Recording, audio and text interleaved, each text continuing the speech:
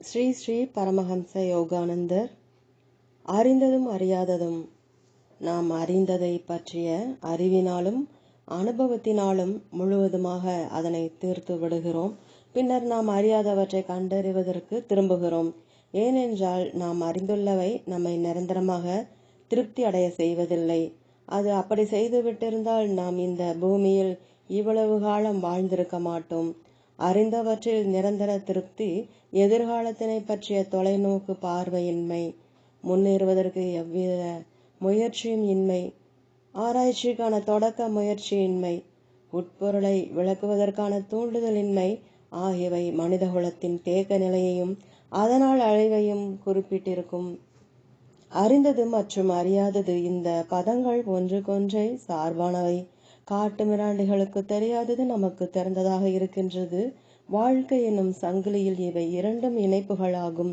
ஒரு இணைப்பானது சுருளில் இன்னும் இருக்கும் பொழுது அது அறியப்படாதது. அந்த சுருள் பிரிந்து இணைப்பு வெளிப்படும் பொழுது அது அறியப்படுகிறது. ஒரு சிறுவன் அறியாமலிருந்ததை அச்சிறுவன் முதிர்ச்சி அடைந்த மனிதனாகும் போது அவனுக்கு தெரிகிறது. 20 நூற்றாண்டுகளுக்கு முன்னர் சராசரி மனிதன் அறியாமல் இருந்தது இன்றைய சராசரி குடிமகனுக்கு பொது அறிவாக இருக்கிறது. மனிதன் மேலும் மேலும் அறிய முடியும். ஏனென்றால் ஞானத்தின் ஒவ்வொரு படிநிலையும் அறியப்படாத ஏதோ ஒன்று இருக்கின்றது. எப்பொழுதும் இந்த அறியப்படாத அளவு இல்லையென்றால் அறிவு முன்னேற்றம் என்ற சொற்றொடர் ஒரு முரண்பாடாகும். உங்கள் திறமைகளை எவ்வாறு வளர்த்து கொள்வது? ஆழம் காண முடியாததை போன்று தோற்றமளிக்கும் மனித தனித்தன்மையின் ஆழத்தை பற்றி சிந்தித்து பாருங்கள். நீர்க்குமிழிகள் போன்று நமது இருப்பின் பல கூறுகள் கீழிருக்கும் ஏதோ ஒரு இடத்தின் ஆழத்திலிருந்து மேல் பரப்பிற்கு வழுகின்றன. 1 வயது குழந்தைக்கு ஒருங்கிணைந்த விரல் அசைவுகள் இருத்தல் அரிது. அவன் பல வருடங்களுக்கு வயலின் பயிற்சி செய்து கிறிஸ்லர் போன்று ஆகின்றான். கிறிஸ்லர் புகழ்பெற்ற வயலின் கலைஞர் மற்றும் இசையமைப்பாளர். ஒவ்வொருவருக்கும் அதே வாய்ப்பு அளிக்கப்பட்டால் ஒரு கிறிஸ்லராக ஆக முடியுமா? ஆம் மற்றும் இல்லை. ஆம் ஏனென்றால் அடிப்படையில் அனைவரும் சமமே.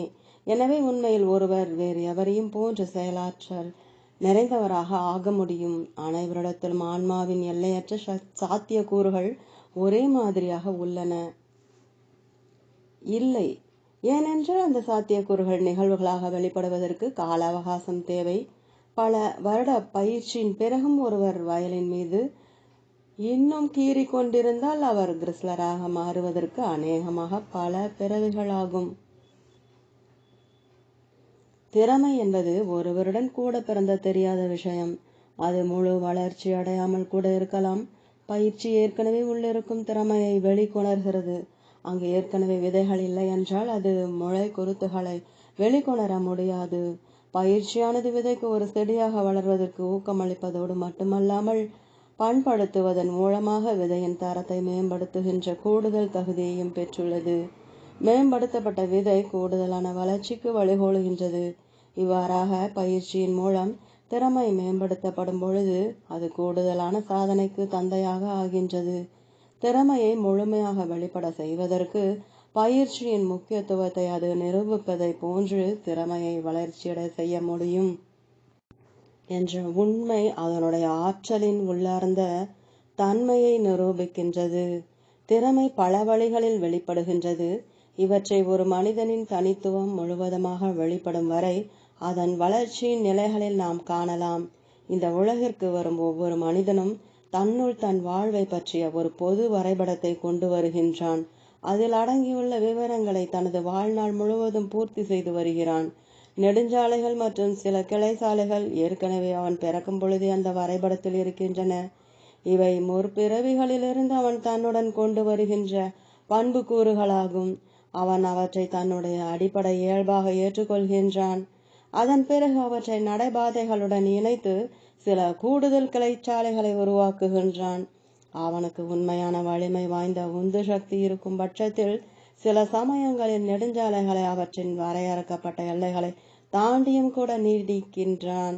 இந்த சக்தி அவனுக்கு குறைந்திருந்தால் பெரும்பாலும் தான் பிறந்த பொழுது தனது வரைபடத்தில் இருந்த குறுகிய சிக்கல் வலை பாதைகளின் வழியாக பயணிக்கின்றான்.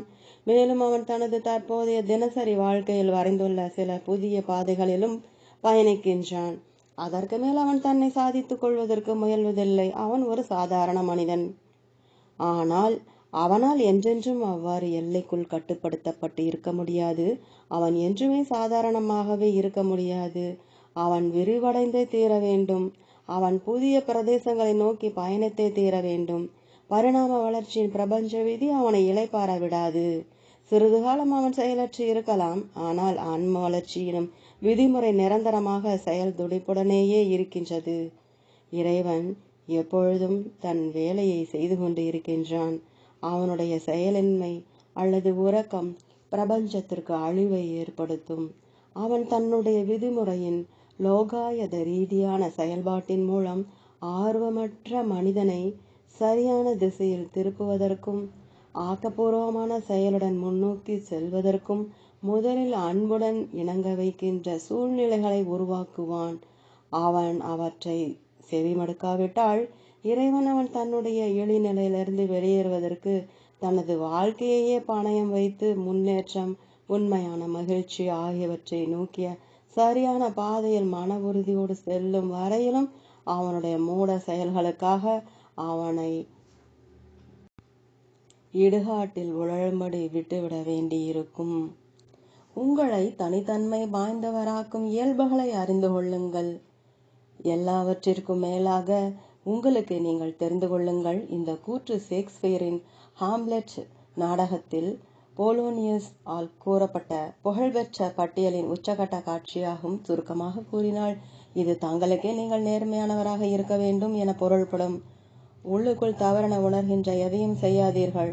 முழு உலகமும் உங்கள் மீது சந்தேகம் கொண்ட போதிலும் உண்மையில் தூய்மையான மனசாட்சியை பெற்றிருப்பது பிரபஞ்சத்தின் அனைத்து பொக்கிஷங்களுக்கும் நிகரான ஒரு ஆனந்தமும் ஒரு வலிமையும் ஆகும். ஆனால் போலோனியஸ் சொற்கள் இதனைவிட பெருமளவு அதிகமான பொருளை பெற்றிருக்கின்றன.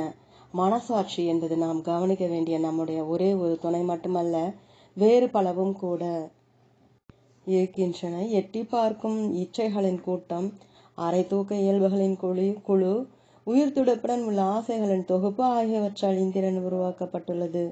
நமக்கே உண்மையானவராக இருப்பதற்காக நாம் எவருடன் நம்முடைய வாழ்க்கையை தொடங்கினோமோ அந்த பயண கூட்டாளிகளை நாம் புறக்கணிக்க முடியாது. வாழ்க்கையின் விளையாட்டில் நாம் தோற்று போகாமல் இருக்க வேண்டுமெனில் நாம் அவர்களையும் கூட குறைந்தபட்சம் கவனத்திலாவது கொள்ள வேண்டும். அந்த திரளில் தலைப்படுத்தப்பட்ட வேண்டிய சிலவும் இருக்கலாம். நாட்டங்கள், பொறாமைகள் மற்றும் நம்முடைய வளர்ச்சிக்கு தடைக்கல்லாக விளங்கும் அல்லது பிறரை துன்புறுத்தும் மற்றவை, சுயநலம் கொண்ட ஆசைகள் போன்ற சிலவற்றிற்கு கடுமையான மருந்துகள் ஆகிய அறிவுரைகளும் சிகிச்சையும் தேவைப்படலாம். நம்புவதற்கு போதுமான பாதுகாப்பானதாகவும் அல்லது குறைந்தபட்சம் சகித்து கொள்ளக்கூடியதாகவும் உள்ள மற்றவையும் இருக்கின்றன. இவை தற்பாதுகாப்பு, சமூகம் சார்ந்த உள்ளுணர்வுகள் போன்றவை. ஒரு சில சிறப்பானவை இரக்கமான இயல்புகள், பயபக்தி, மனப்பாங்கு, சேவை, உண்மையை நேசித்தல் வேண்டுமென்றே தூண்டப்பட்ட அவசியமாகிறது. ஒவ்வொரு மனோபாவத்தையும் அதற்கு மிகவும் ஏற்ற வழியில் கவனித்துக் கொள்ள வேண்டும். அதுவே அக வாழ்க்கைக்கான முறையான கல்வி. வேறு விதமாக கூறினால், நான் நமக்கே உண்மையானவராக இருப்பது அவசியம் என்பதன் பொருள் நம்முடைய ஒவ்வொரு இயல்பும் தாழ்ந்தவாக இருந்தாலும் கூட அவற்றிற்கு மாலை அளிக்க வேண்டும் என்பதல்ல. மாறாக நம்முடைய வாழ்க்கை திட்டத்தில் அவை ஒவ்வொன்றிற்கான இடத்தை அறிந்து கொள்ளுதல் என்ற கருத்தில் பொருள்படும். மேலும் அத்திரளில் உள்ள ஒவ்வொன்றையும் பொதுவான நலத்திற்கும் அனைவருக்குமான மகிழ்ச்சிக்கும் அதன் பங்கை அளிக்கச் செய்யும் வகையில் சோதனை செய்து பதிய வைத்து அல்லது வழிகாட்டி சரியான திசையில் செலுத்துதல் ஆகும். சில இயல்புகள் எடுத்துக்காட்டப்பட்டு பொது விதியாக்கப்பட்டாலும் அவை ஆற்றல் வாய்ந்த மொத்த திரளின் ஒரு சிறு பாகமே. இதிலிருந்து ஒவ்வொரு தனி மனிதனும் தனது சொந்த இயல்புகளின் தொகுதியை ஒன்று சேகரிக்கிறான். குழந்தை பருவத்தில் அவனுடைய சேகரிப்பு அவனது தனித்தன்மையின் பின்னணியில் ஒரு தெரியாத தனிப்பட்ட குணம் விஷயமாக மறைந்திருக்கின்றது. அந்த இயல்புகள் தெரிய வருவது, கூட்டப்படுவது மற்றும் அவனது வாழ்விலிருந்து விரட்டப்படுவதன் விளைவு அவனது தனித்துவத்தின் படிப்படியான வெளிப்பாடு ஆகும். இவ்வாறாக ஒவ்வொரு தனி மனிதனும் தனக்குத்தானே ஓர் இனமாகின்றான். ஒவ்வொரு நபரும் ஒரு மனித இருப்பு என்றாலும் ஒருவர் இன்னொருவரை ஒத்திருப்பது இல்லை. ஒரு பர்மிய தேசத்தவரின் உடை ஒரு அமெரிக்கரின் உடையை ஒத்திருப்பதில்லை. இரண்டு உடைகளுமே துணியினால் தைக்கப்பட்டிருந்தாலும் நெய்யப்பட்ட நூல் அடிப்படையில் ஒன்றே. ஆனாலும் அவற்றின் வடிவமும் பாங்கும் குறிப்பிடத்தக்க வகையில் வேறுபட்டிருக்கின்றன. பொதுமக்களுக்கான கல்வி தனிநபர் வளர்ச்சிக்கு வழிவகுக்க வேண்டும். வேறுபாட்டை கண்டறிவது, ஒத்த தன்மையை கண்டறிவது போன்றே முக்கியமானது. மனித இயல்பில் காணப்படும் ஒத்த தன்மைகளாக கருத்தில் கொண்டு மனித உறவுகளை தரப்படுத்துவதற்காக சட்டம் இயற்றுதல் அல்லது உடன்படிக்கை செய்து கொள்ளுதல் ஒரு தெளிவான முயற்சியாகும்.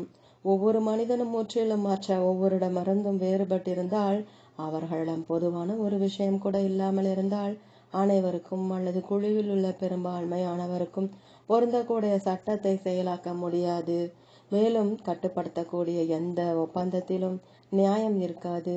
சில பொதுவான அடிப்படையின்றி மனித பரஸ்பர தொடர்பு சாத்தியப்படாது என்பதால் ஒத்த தன்மைகளை கருத்தில் கொள்வது சரியானது.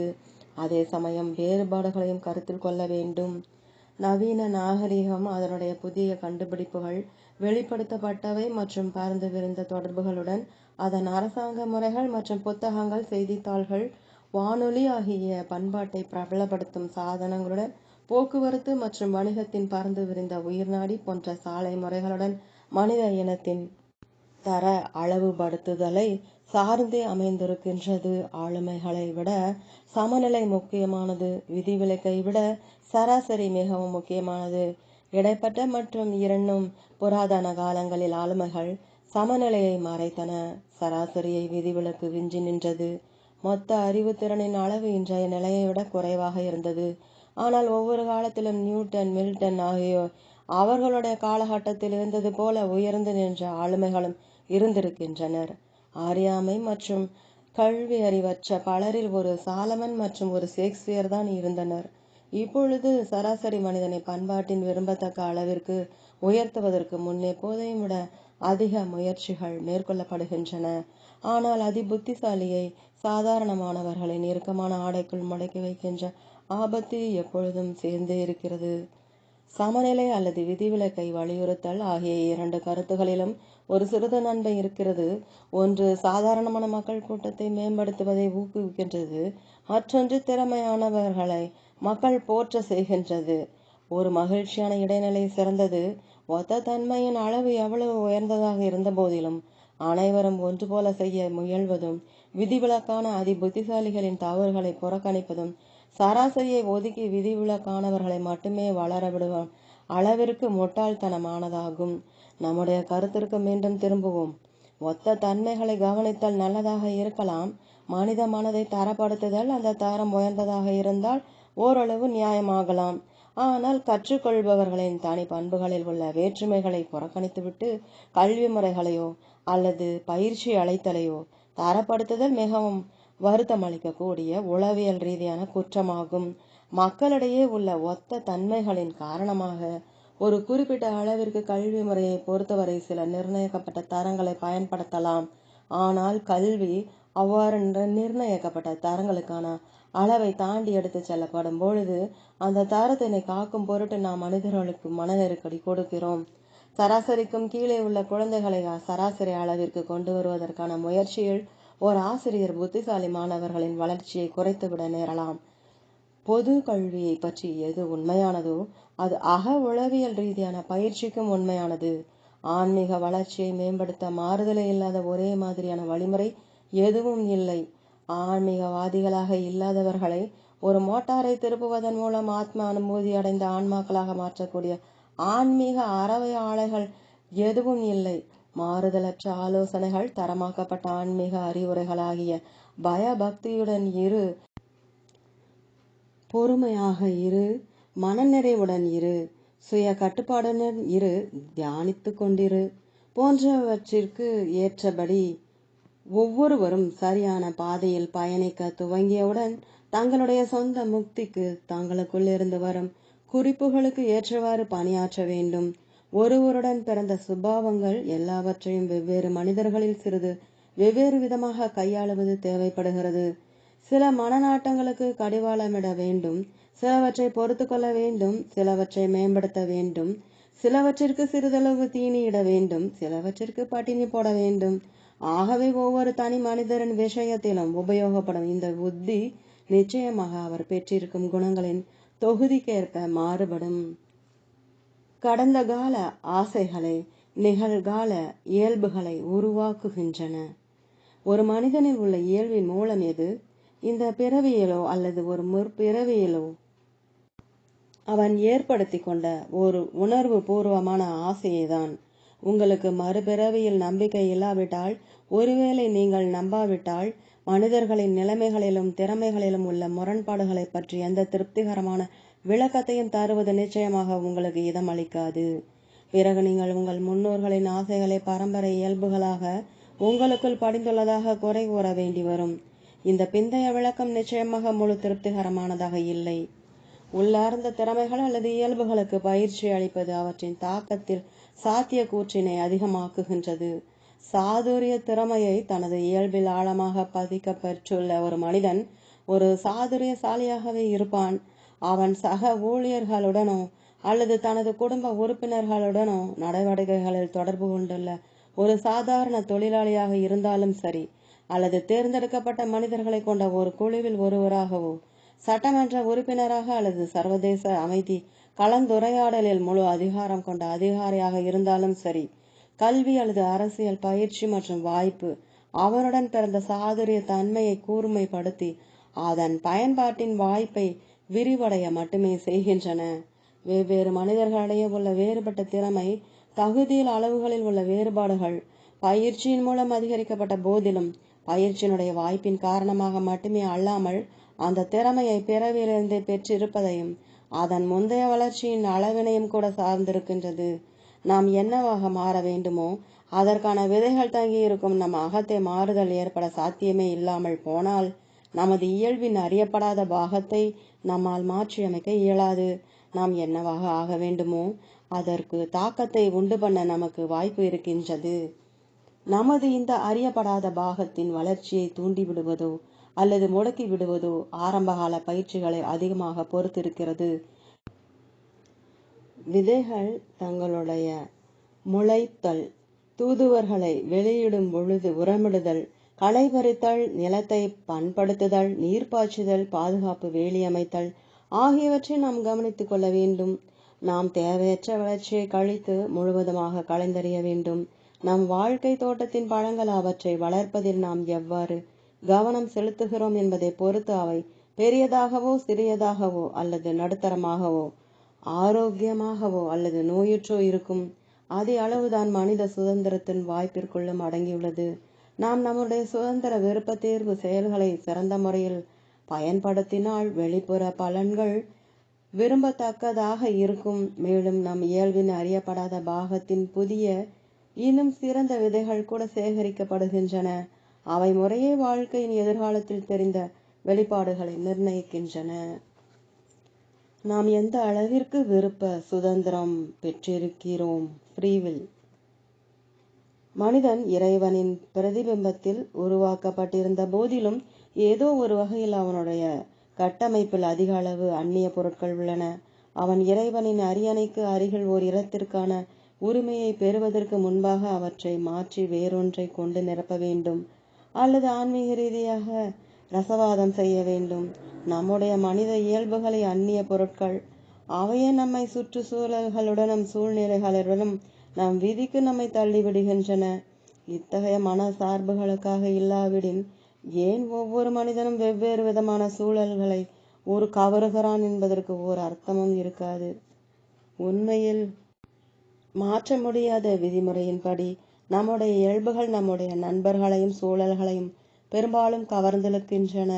இந்த ஈர்ப்பு விதி ஒரு பக்கம், நாம் உள்ளார்ந்த ஆற்றலிலும் உண்மையிலேயும் என்னவாக இருக்கிறோமோ அதற்கும் இன்னொரு பக்கம், இந்த பரந்த உலகிற்கும் இடையே உள்ள தொடர்பை பற்றிய ஒரு விஷயமாகும். நம்முடைய நடத்தைக்கான குறிப்பு எப்பொழுதும் நமக்குள் உள்ள நாம் அறிந்த மற்றும் அறியாதவற்றிலிருந்து வழங்கப்படுகிறது. நாம் என்னவாக இருக்க போகிறோம் என்பது ஏறக்குறைய 75% நம்மாலேயே முன்கூட்டியே நிர்ணயிக்கப்படுகின்றது. முந்தைய பிறவிகளிலிருந்து வருகின்ற இயல்புகளின் அந்த ஜாதகம் நம்முடைய இப்போதைய பரம்பரை நிலைமைகளையும் நாம் நமக்கே ஈர்த்து கொள்ளும் பிற சூழ்நிலைகளையும் கவர்கின்றது.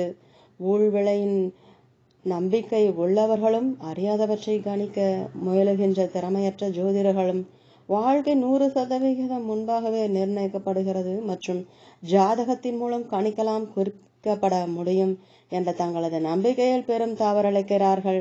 அவர்கள் தனிநபரின் சுதந்திரத்திற்கு இடமளிப்பதில்லை.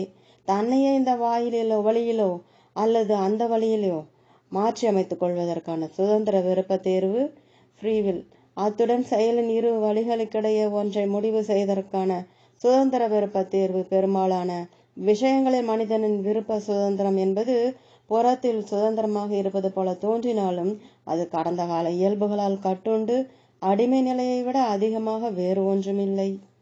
இருந்த போதிலும் ஒரு குறிப்பிட்ட விஷயத்தின் சாதக பாதகங்களை பகுத்தறிவுடன் சீர்தூக்கி பார்த்து பிறகு நாம் எடுக்கும் சுதந்திரமான முடிவு என்ற ஒன்று இருக்கிறது என்பது அனைவருக்கும் தெரியும். அத்தகைய ஒரு முடிவை எடுத்த பின்னர் நாம் நம்முடைய இச்சாசக்தியை பயன்படுத்தினால் நம்முடைய வாழ்வில் மாற்ற முடியாதது போல் தோன்றிய அல்லது மறுக்க முடியாதது என முன்கூட்டியே உரைக்கப்பட்ட பலவற்றை மாற்ற முடியும். இந்த தன் விருப்ப சார்ந்த தன்மையே விருப்பத்தின் சுதந்திரம். விருப்ப சுதந்திரம் நிச்சயமாக இருக்கின்றது ஃப்ரீவில். அவ்வாறு இல்லாவிட்டால், ஒருமுறை ஒருவன் விதியை ஈர்த்துவிட்டால் அவனால் அதன் கொடிய வட்டத்திலிருந்து தப்பிக்க இயலாது. வளர்ச்சி எல்லைக்குட்பட்டதாக இருக்கும். செயல்களின் புதிய வழிகள் மிக சிறிதளவு வாய்ப்பையே பெற்றிருக்கும். மனிதனுடைய பரிணாம வளர்ச்சி காட்டு மிராண்டி நிலையிலிருந்து அரிதாகவே வெளிப்படும். புதிய சமூக அமைப்புகள் அரசாங்கத்தில் முன்னேற அடைந்து வருகின்ற கருத்துகள், அறிவியல் ஆய்வு பயணங்களுக்கான மேம்பட்ட வழிமுறைகள், ஆராய்ச்சியில் புதிய துறைகள், இலக்கிய செயல்பாட்டின் வெளிப்பாடுகள், இந்த அனைத்து கருத்துருக்களும் ஒவ்வொரு துறையிலும் இச்சாசக்தியின் மூலம் சுதந்திர விருப்ப தேர்வை பயன்படுத்துவதற்கான மனிதனின் திறனை நிரூபிக்கின்றன. முன்பே கூறியவாறு உங்கள் கடந்த காலத்தின் மூலம் உங்கள் வாழ்க்கையின் ஏறக்குறைய 75% முன்கூட்டியே நிர்ணயிக்கப்பட்டு பிறந்திருக்கின்றீர்கள். மீதம் 25% நீங்கள் உருவாக்குகின்றீர்கள். நீங்களே உங்களுடைய சொந்த சுதந்திர விருப்ப தேர்வு மற்றும் இச்சாசக்தியின் முயற்சியின் வாயிலாக அந்த 25% என்னவாக இருக்க வேண்டும் என நிர்ணயிக்காவிட்டால் அந்த 25% உங்களுக்காக 75% நிர்ணயித்துவிடும். பின்னர் நீங்கள் அதன் கைப்பாவையாக மாறிவிடுவீர்கள். அதாவது உங்களுடைய கடந்த காலத்தினாலும் உங்களுடைய கடந்த கால இயல்புகளின் தாக்கத்தினாலும் விளைவுகளாலும் நீங்கள் முழுமையாக ஆளப்படுவீர்கள். அதனாலேயே ஆன்மீக பயிற்சி இன்றியமையாதது. அது நாம் ஏற்கனவே இருக்கின்றவாறான நம்முடைய வாழ்க்கையின் 75% மட்டுமே கணக்கில் எடுத்துக் கொள்ளாமல் நாமே நம்முடைய சுதந்திரத்தை பயன்படுத்துவதன் மூலம் உருவாக்க போகும் புத்தம் புதிய 25% உருவாக்குவதற்கும் வழிமுறைகளை கூட வகுக்கும். பிரபஞ்ச விதி நம்முடைய தீர்மானங்களின் மூலம் செயல்படுத்தப்படுகிறது. காரியங்களின் கர்த்தா பிரபஞ்ச விதி அல்ல, மாறாக காரண மற்றும் காரிய செயல்பாட்டின் பரிணாம தத்துவ முறையே ஆகும். இந்த விதியானது நம்முடைய கடந்த கால இயல்புகள் அல்லது நிகழ்கால சுதந்திர விருப்ப தேர்வினால் தீர்மானிக்கப்படும். நம்முடைய முடிவுகள் எனும் முகவர் மூலமாக செயற்படுத்தப்படும் பொழுது மாற்றங்களை ஏற்படுத்துகிறது. நிரந்தர நலம் பயப்பவனின் நோக்கத்துடன் இணைக்கப்பட்டுள்ள பிரபஞ்ச விதி ஒவ்வொரு அணுவிலும் இருக்கின்றது, நம் உள்ளேயும் இருக்கின்றது.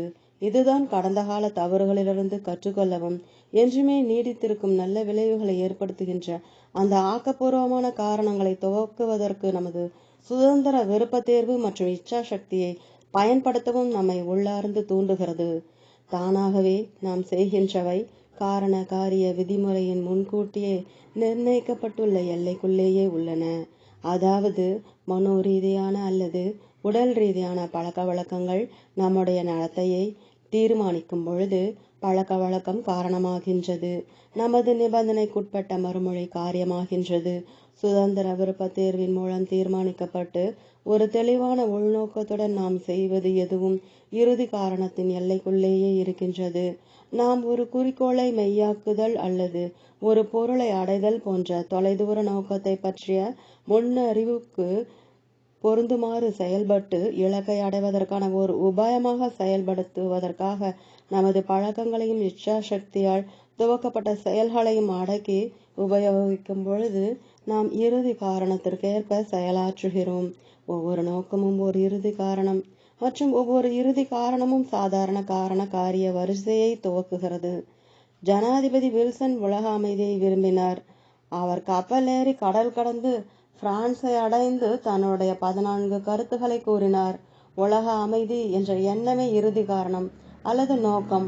பயணத்திற்கு தயாராகுதல், கப்பலில் பயணித்த அட்லாண்டிக்கை கடத்தல், தனது உரையை ஆற்றுதல், இவ்வாறானவை இறுதி காரணத்தால் தொடங்கப்பட்ட சாதாரண காரண காரியங்களின் தொடர் வரிசையாகும். நம்முடைய அனைத்து திடீர் தூண்டுதல்கள், பழக்கமான செயல்கள், மேலும் நோக்கத்தினால் விளைந்த செயல்கள், அதாவது இறுதி காரணத்தால் தொடங்கப்பட்ட செயல்கள் ஆகியவை இறைவனின் சித்தத்தை, பிரபஞ்ச விதியை, தெய்வீக இறுதி காரணத்தை ஏற்றிச் செல்லும் ரதங்கள். வேறு விதமாக கூறினால், இறைவனின் சித்தத்திற்கேற்ப அவனுடைய பிரபஞ்ச விதி வெளிப்படுமாறு அனைத்தும் நிகழ்கின்றன. அந்த விதி நிறைவேறுவதற்கான கருவிகள் நாம். இதில் நம்முடைய பங்கு சரியான சுதந்திர விருப்ப தேர்வை செய்வதாகும். இறைவன் நம்மை கருவியாக உபயோகித்து தீய செயல்களை தவிர்க்க மனிதனுக்கு போதிக்கிறான். எவ்வாறென்றால், துன்பத்தை உண்டாக்கும் விரும்பத்தகாதவற்றை செய்யாமல் நல்ல விளைவுகளை நிறைவேற்றுதலின் மூலமாக நம்முடைய ரதங்கள் தீய செயல்களுடன் பூட்டப்பட்டு பள்ளங்களில் விழும்பொழுது அவை நம்முடைய இச்சா சக்தியின் கடினமான முயற்சி, பிரபஞ்ச விதியில் வெளிப்படுத்தப்பட்டிருக்கும் இறை சித்தம் ஆகியவற்றின் மூலம் வெளியே இழுக்கப்பட வேண்டும். உள்ளவாறு சொன்னால், மிக உயர்ந்த பர தத்துவ நோக்கின்படி உண்மை என்னவெனில், நாம் செய்த அல்லது செய்ய போகின்ற எல்லாவற்றிலும் பிரபஞ்ச விதி தன் பங்கை ஆற்றுகிறது. அதிர்ஷ்டவசமாக நாம் அதை உணர்வதில்லை.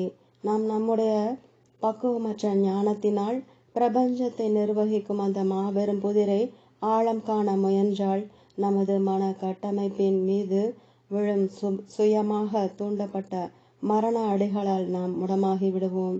இறைவன் எனும் பகல் ஒளியில் துயிலெழுவதற்கான நேரம் இன்னும் வரவில்லை எனும் பொழுது, நீங்கள் உங்கள் வாழ்க்கை எனும் கனவை விதிவசம் என்ற நம்பிக்கையினால் கலைத்து விடாதீர்கள். இறைவனின் வழிகளை பற்றிய உங்களுடைய தவறான கணிப்புகளால் நீங்கள் குழப்பமடைந்து விடுவீர்கள். புரிந்து கொள்ளுதலில் முதல் படி உங்கள் இச்சா சக்தியை பிரபஞ்ச விதிக்குள் நிரந்தர நலம் பயப்பவனுடன் இணக்கமாக இருக்கும் அந்த விருப்பங்களை தேர்ந்தெடுப்பதற்கு பயன்படுத்துவதாகும். வாழ்க்கையை இறைவனுக்காக வாழுங்கள்.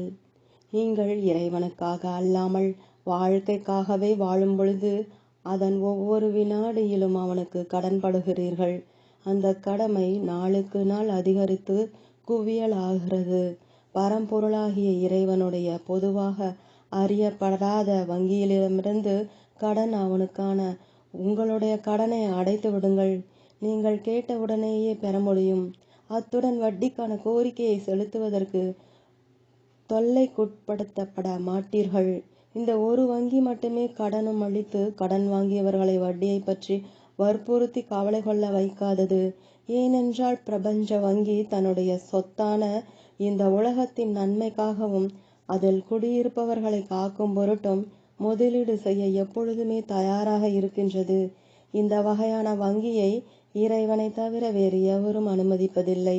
உங்கள் ஒப்பந்தத்தின்படி இறைவனுக்காக வாழாமல் இருக்கின்ற கடனை நீங்கள் செலுத்தாவிட்டால் இறைவனிடமிருந்து தனிப்படுத்தப்பட்டு துயரம்தான் உங்களுடைய சிறை தண்டனையாக இருக்கும். நீங்கள் எந்த கடனை கோர வேண்டும்? ஆன்மீக ஞானம் எனும் கடன். வாழ்வின் ஒவ்வொரு நிகழ்வையும் இறைவன் அதை நோக்குவது போல நோக்குதல். வாழ்வின் ஒவ்வொரு விவரத்தையும் அவன் உணர்வது போல உணர்தல். ஒவ்வொரு வினாடியையும் அவன் வாழ்வது போல வாழ்தல். நீங்கள் இறைவனிடம் இந்த ஞானத்தை வேண்டினால் நீங்கள் கோரிய கடன் திரும்ப செலுத்தப்பட வேண்டிய அவசியமின்றி பரிசாக உங்களை வந்தடையும். இறை மனிதர்களான புத்தர் அல்லது கிருஷ்ணரின் ஒவ்வொரு நிகழ்வும் உண்மையும் செயலும் அல்லது எண்ணமும் இறைவன் மற்றும் இறைவனில் வாழும் இறை மனிதன் என 2 பக்கங்களிலிருந்தும் வரும் அதே ஞானம் சந்திக்கும் இடமாகும். அது ஒரு வட்டத்தில் இருக்கும் புள்ளி போன்று எந்த பக்கத்திலிருந்தும் அணுகக்கூடியதாக இருக்கின்றது. இறைவன் தன்னுடைய குறிக்கோளை இறை மனிதன் மூலம் நிறைவேற்றுகின்றான். அத்துடன் இறை மனிதன் தெரிந்தே இறை சித்தத்தை நிறைவேற்ற பணியாற்றுகின்றான். இறைவன் அவ்வாறாகவே நம் மூலமாகவும் செயல்படுகின்றான் என்பதை நாம் அறியவில்லை. நம்மால் சுதந்திரம் என அழைக்கப்படும் கடனை தீர்க்க முடியாத நிலையை குறித்து புலம்புகிறோம். இது குறுகிய நியாயவாதமாகாது. இது உண்மையான உயர்ந்த லட்சியவாதம். முழுமையானவனை அடைந்த பின்னரே நாம் முழுமையான சுதந்திரத்தை பெற்றவராகின்றோம். அதுவரை நாம் ஒப்பீட்டு முறையில் சுதந்திரமாக இருக்கிறோம். மேலும் நமது தற்போதைய சுதந்திர விருப்பத்தை விவேகத்துடன் பயன்படுத்தாமல் இருப்பது ஒரு குற்றமும் துன்பத்திற்கான மூல காரணமும் ஆகும். சார்பியல் சுதந்திர வழியில் நாம் செயல்பட்டு முழுமையான சுதந்திரத்தினை அடைகிறோம். பிறகு அறியாதது அனைத்தும் அறிந்தவையாகும். அறிவதற்கு எதுவும் இல்லை. பிறகு அறியப்பட்டது முழு திருப்தி அளிப்பதும் என்றும் புதியதும் ஆகும். ஓம் தொடரும்.